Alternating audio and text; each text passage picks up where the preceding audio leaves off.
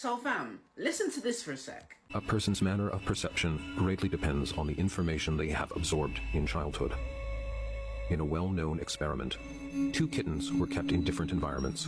One kitten was kept in an environment that contained no vertical objects, and the other in an environment that contained no horizontal objects. After some time, the kittens were both brought into an ordinary room.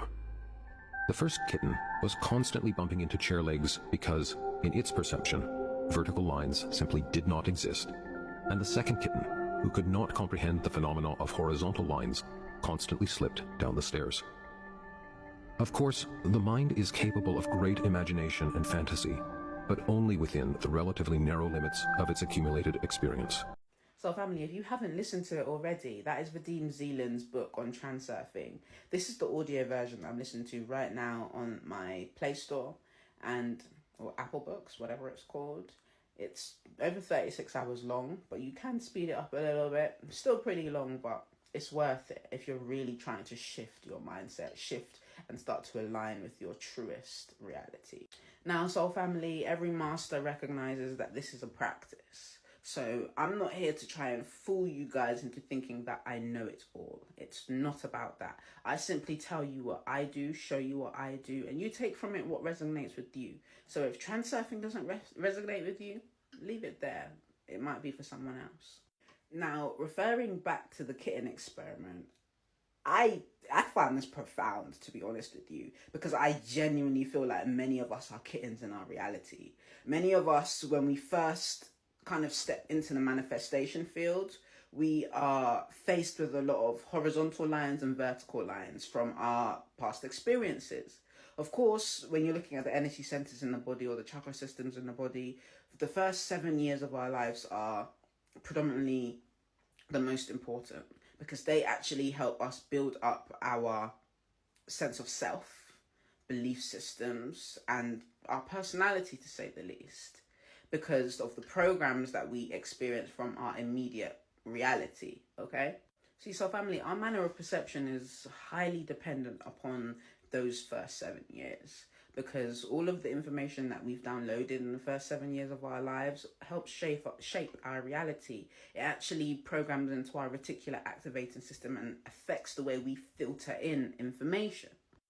Our reticular activating system is that filtering side of the brain, okay? Do a little bit more research into it if you want to know a bit more, but we've only got limited time here, so we won't go into too much detail about that. When you listen to the kitten soul family, I want you to kind of assess it in a way where you're looking at life and thinking, where do I walk into certain environments and find myself bumping into other people's belief systems or ways of being, behaviors, characteristics, and I find myself telling myself, oh, their way of being is wrong, or being forced to challenge my own truth. Start asking yourself that question, because this is what I found working along my spiritual development and working along my journey, is that I find oftentimes where you're exposed to new information, you are forced to challenge the way that you've always thought about life. And that, for me, is what triggered my own spiritual awakening, okay? The awakening of my truth and the reason why I set out to actually go on the journey. You know, in the Bible, it says that all are called, but few are chosen. I think it's important to realize that we have a free will. And the chosen ones tend to be the ones that accept the call, okay? They accept the call and choose to go along the journey. All that it's referring to is a manner of speaking, in my personal belief.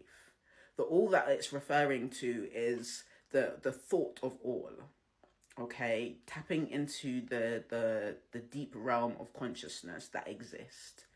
All of the thoughts exist. You can absorb all information just tuning your mind body to a particular frequency that's out there. So all the thoughts are called to you based on that frequency that you're emitting. But few of the thoughts are chosen as your truth based on where you're at. What I found going along my journey is that I don't necessarily claim everything that I think as truth, but I do wholly assess them as a truth that is allowed to exist. That's one thing that I've learned when looking at universal law of assumption, where you're presented with a reality that is different from the one that you're manifesting, that may be horizontal to your vertical or vertical to your horizontal. The thing about it is, when you're building that reality, is that you can be aware that something else exists. You're allowed to be aware that something else exists. But the life in which that you're building for yourself, the bricks that you're building your conscious house in your mind, are for your choosing. What I'm exposing you guys to, what I'm giving you the opportunity to do with the information that I'm giving you, is to utilize universal tools that exist out there, that I present you with, to bring an awareness to things that are out there, so you can start to truly build the conscious house of your desire, the consciousness aspect of your mind that you desire to live within. That is your free will, soul family. You don't have to try and conform to societal boxes. Consider this a video to remind you that you are unique. If you are placed in environments where you're bumping into things, or you find that you can't walk along them as normally as you'd like to, that may mean that the world that you're trying to fit yourself into will either force you to become like it or force you to create a new one. Okay? So, soul family, if you have any questions, you know what to do. As always, one love, be love. You know we see love. Irie blessings.